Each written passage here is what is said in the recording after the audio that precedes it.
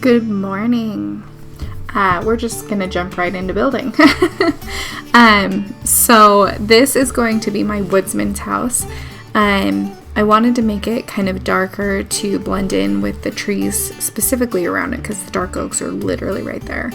And I also wanted to make this house a little bit bigger because, you know, this person's not going to be that close to town.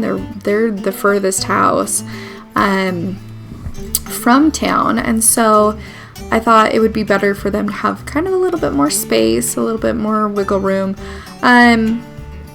But I decided with this house that I wanted to try some different building techniques that I haven't really done before, and just kind of see how it feels, how it looks. I actually end up making it bigger twice because it didn't quite feel big enough for this person, whoever they may be. And so I really tried. I don't know if it looks good, but I tried. I did go with a stone for the roof to just kind of make sure that it was sturdy and stable. But I still wanted it to mostly be wood, because that's their whole job, is they cut down wood and they chop it down. They also are a stone cutter, or they have a stone cutter, so they're like a stone mason. So I really wanted them to kind of have a good mix. I didn't quite know the full vibe that I wanted for this, but honestly I feel like it came together really, really well. So let me know what you think of it. I did add a lot of wood details to the roof to kind of really tie in the wood to the stone and vice versa. And so I did a really big mix here and there. But yeah, like I said, I did some very different design things that I haven't done in the past. And I am not mad about it. I feel like it actually works really well. It kind of gives that really dark, mysterious house. But I also decided that because he is so far away, he needs his own garden. And so in just a second, I do actually give him one. After I, lit up the place, kind of gave it a little bit more detail. But I gave him a really good full-size garden, actually. He's got both wheat, he's got the carrots, the beets, he's got one pumpkin, one watermelon, and then he also has his own reed set. So like, he is self-sufficient. So, but that's the wood shop right there. Is just, this person lives out in the middle of nowhere, has his own little setup. The next house that I wanted to do was our cleric / bookkeeper, and I was determined to use the birch and cherry combo that I originally had started with the chapel. I had no idea how I was going to make this work, but I knew that this was going to happen. And so there was some messing around that happened. You'll see I kind of, as I do this archway, this is really where it kind of, or not archway, doorway. This is where it really kind of clicks, and I go, okay, this is how it's going to look. So you can tell it's a let's figure this out, because this is how it's gonna work, and I don't know how it's gonna work, but it's gonna work. There was a lot of back and forth in my brain of just, no, not that, no, not that, no, not that. But finally I figured it out. Using the birch without it stripped, it just clashed. Like the dark of the black on the wood, it just didn't quite work with the idea that I had for this combo. And so it ended up being all of the stripped and the lighter bit of the birch with the pink of the cherry. But I wanted him to be able to have both his bookshop and his house, and so that little jut off that I'm currently working on, that's actually where his little house is. And so at the end, there's actually a separate door that he can go in for his own needs. That way he doesn't have to walk through the bookshop itself. But I really, I don't know, it definitely worked better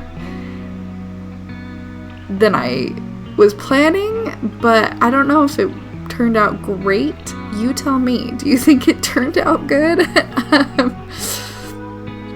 I think it did, but I'm biased.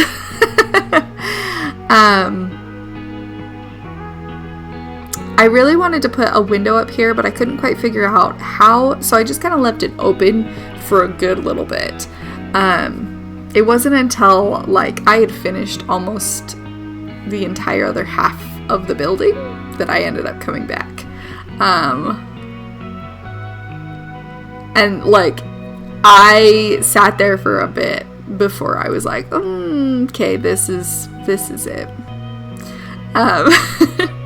So I wasn't sure what color to do for glass, and because I knew that like if I had done a yellow or an orange or the blue that we had, that it would be problematic. It wouldn't fit with the color scheme we've got going. But I end up going with the clear, and it looks fine.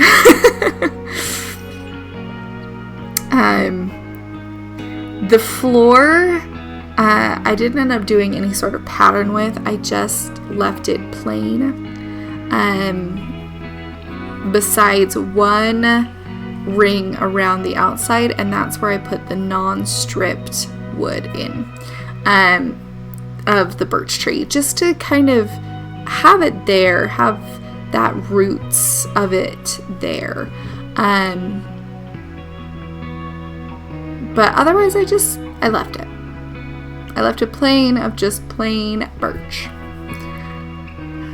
Just like you are plain birches. Oh wait, no.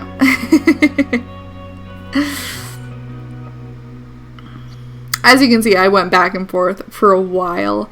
But I kind of figured it out, and then I added a few small details.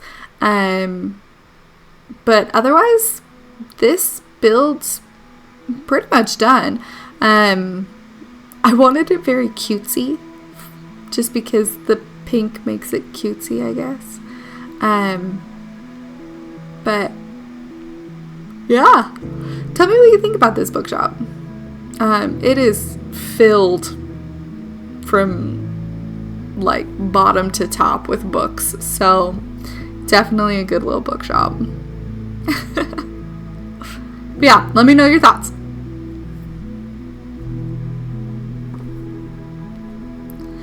So next I knew I needed to clean up the kind of town square, because I was going to be taking down the farmhouse and expanding it. And so the first thing I knew I needed to do was move the fountain and rearrange the pathways. So that's literally what I did.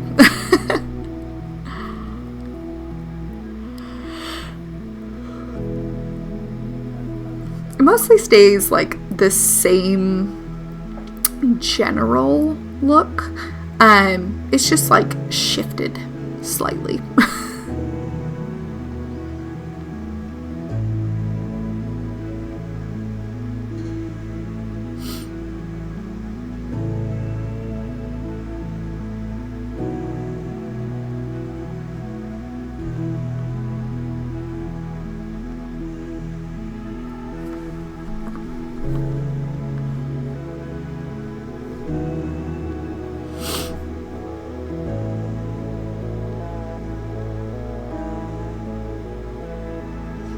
I did also move the carrots,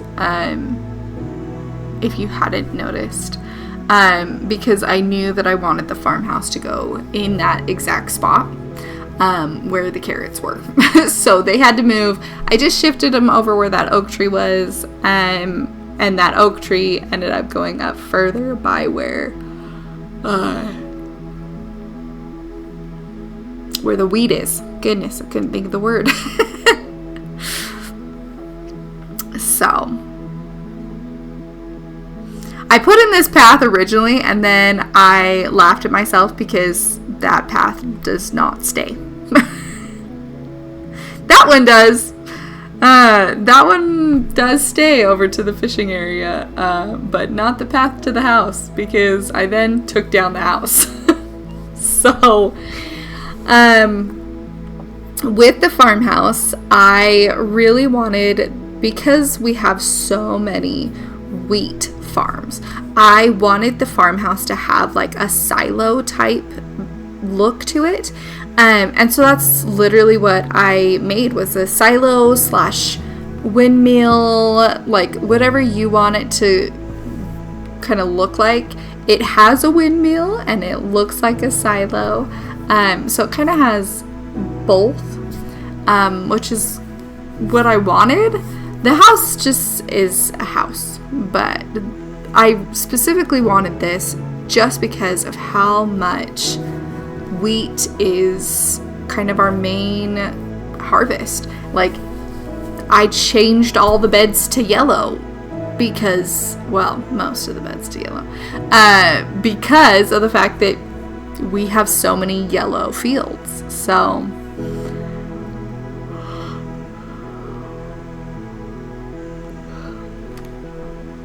looking back on building this was so much easier than the build that I do right after this. While I was doing it, I felt like it was this complicated thing, because I was like, we're going to do a row of this, and then a row of that, and a row of this, and we're going to mix in these, and it is so much easier than what I did later. This is where I put in the little wind turbine windmill situation. I think it turned out pretty cute. This right here shows how much I don't use scaffolding ever. I was trying to figure out how to get over here, and it was not working. It was not working at all. But I finagled it and figured it out. Yeah, look at it. This is where I am a really terrible cameraman. I get to this point and I didn't notice that you guys couldn't see anymore. So I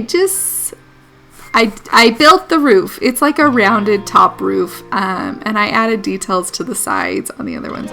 But you can't see me building the roof, so I just cut it out, because it's a lot of just staring at the sun and watching the ocean. So, yeah. But I did slightly better while filming the house. So sorry about that. Slightly not great, because there's still some spots where it's like, I can't see that at all. So, sorry. I wanted the farmhouse to be pretty simple next to this. Plus, I wanted it to be, I guess not simple, but simply put so that it was easy to do and it didn't take away from the other things that we had going in this little town square. I wanted to give it its own moment. Originally I had thought about doing like a 2-story building, and you actually see me at one point build a little 2-story bit, but there was enough room in the attic that I could just have their bedrooms up there, and so I do end up taking that part down. But I wanted to kind of mix it up with the walls specifically, and so it ended up giving me this really good textured look that I could kind of build these darker colors on.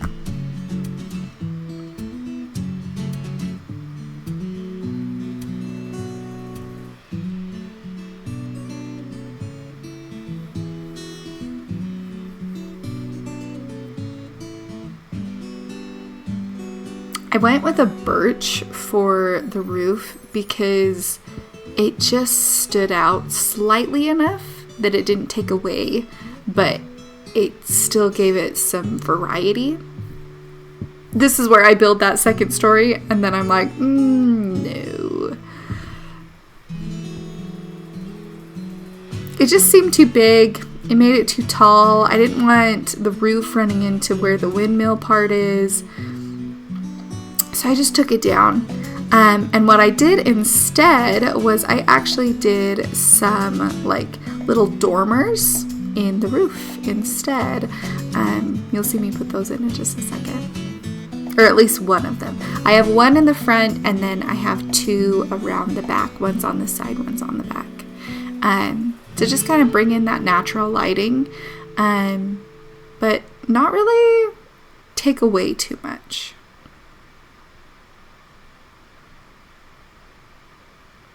I wanted to try and make the roof really just spawn proof so that these villagers could be safe. And so I did do a combination of slabs and full blocks.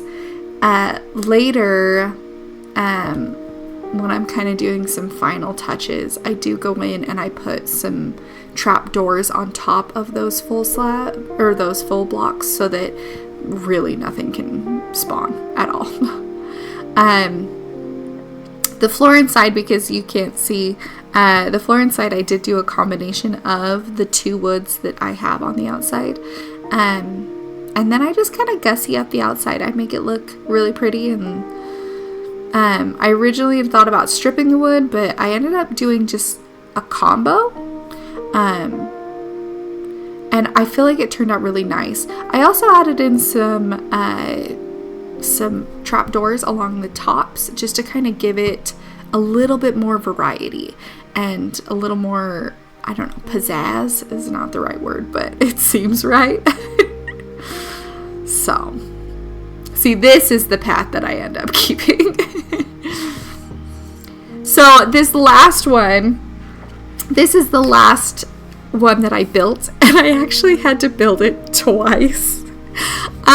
So I really wanted there to be a lighthouse because we are pretty much surrounded by the ocean.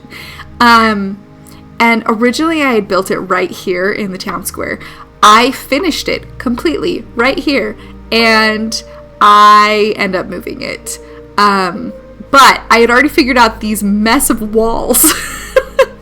So you saw that I put up like some stairs along the top. That was a mistake, and it threw me off, and I cut out so much of me just trying to figure out the pattern of this lighthouse. And so there is a really big jump. I think it took me 2 days to try and figure this out. It was bad. Because what I want to have happen is I want it to swirl with the bamboo and the birch, and I just couldn't figure it out. couldn't figure it out. And there's a lot of back and forth. But I finally got it. I finally got it. But it was a pain in the butt to get. And some of it was those stairs along the bottom. They really threw me. And, like, it just didn't look right. And then I was trying to make the tower too small.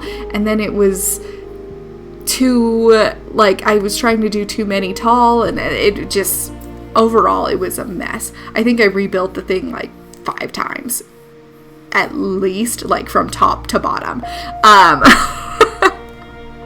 But I finally figured it out. And it worked. And it looks really good. Because as you can see, it has a really cool texture. I love the up and down of the bamboo mixed with the, like, straight vertical or straight horizontal of the birch. And it looks nice. But there are a couple moments during this where I am a terrible cameraman and you can't see at all. And I apologize. It's hard to build and camera at the same time. But it looks really good. Later I do end up going and adding in some details.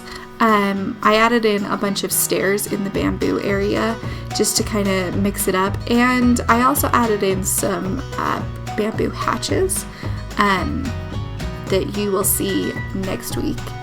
And so you see all of that next week. But this is where it starts to get to the point where you can't see and I just built. And so this is where we're at. So sorry. But this is where we're building the roof. I really wanted it to be tall. I made sure that it had lots of glass so that that light could get through. But I ended up moving it because although we are pretty surrounded right here, the land still goes all the way over to the woods cutting area. And so I ended up moving the entire thing over there. There's a little jut out over there that just was perfect for it. And so I knew what it looked like and I just rebuilt it. And since I had already spent so long figuring out those walls and the pattern, it actually went really fast to move it over. But I did do that all off camera so that you didn't have to see that. I felt really bad. And what I ended up putting in this spot, I actually made a little pergola, which I did not film. It had been a long day and I just wanted something soft to build. And I went and I spent several days getting something, and you'll see that. This is another one of those times, though, that I am glad that I'm by water because I just dove into the ocean in order to get out of here. So, yeah.